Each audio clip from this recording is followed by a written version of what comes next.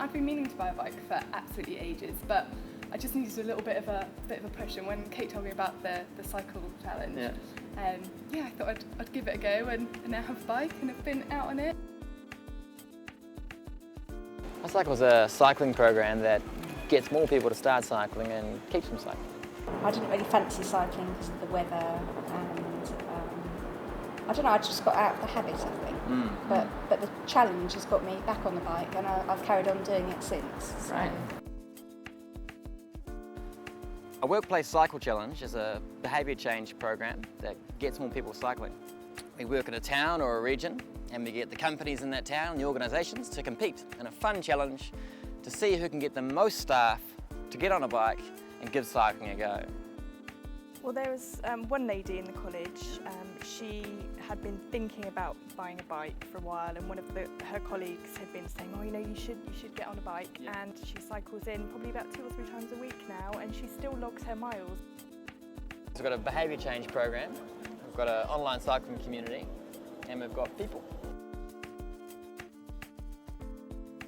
So we take concepts from psychology and the social sciences and apply them to getting more people cycling.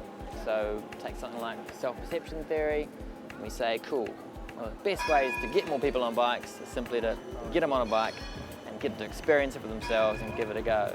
Kate said, okay, I'm not having a go at you, but why don't you cycle to work? And I think that the perceived barriers are always much bigger than the real ones. And when you actually break it down and look at why, I was saying, well, there isn't really a reason. I just need a bit of a push again, like I needed the push to get back out on my bike. I just need something. So Kate said, oh, so we do another cycle challenge in September. You'll get on your bike to go to work. And I said, well, yeah, actually, I probably will. Just that it wasn't as bad as I thought it was going to be, really. Yes, it gives you a sense of freedom, just like you get a driving license for the car. Once you get back into the habit of doing it, it's quite easy, really. We've got this online tool that's measuring the amount of behaviour change that we're achieving in the town. So with the online community, we get everybody to register up, we get their contact details, we know what company they work for, exactly. Then we get them to log all their trips. I mean, how did you find it yourself taking part in the challenge? You log your trips online and stuff like that? Yeah, log the trips online, that was very easy to do, very straightforward. And it actually sort of gave you a little incentive to do a longer cycle than you perhaps otherwise would have done. She said that just seeing those miles clock up has been really motivating for her. And then we've got obviously people. So we've got our people on the ground, working with the local authority, working with the PCT, working with the cycle advocates. We all go out and get businesses on board, and then the businesses help get their regular cyclists signed up.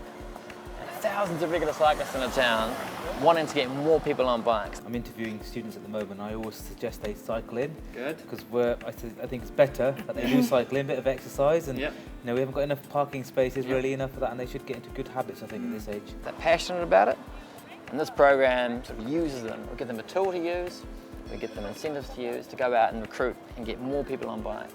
Things like the competition just all helps get people to take that step that they might have wanted to do, but for some reason people just put themselves off. I was invited to a friend's at the weekend and thought, oh, well, rather than take the car, you know, we'll cycle. So yeah, it has made a big difference. Just say to other people who think about doing it, just don't let your fear or your preconceptions stop you, because actually I loved it when I got back on my bike. I felt like I was about 7 years old again, and it was brilliant. So if we want to promote cycling, one of the best ways to do that, simply get people on a bike for just 10 minutes and get them to realise how easy and how fun cycling can be.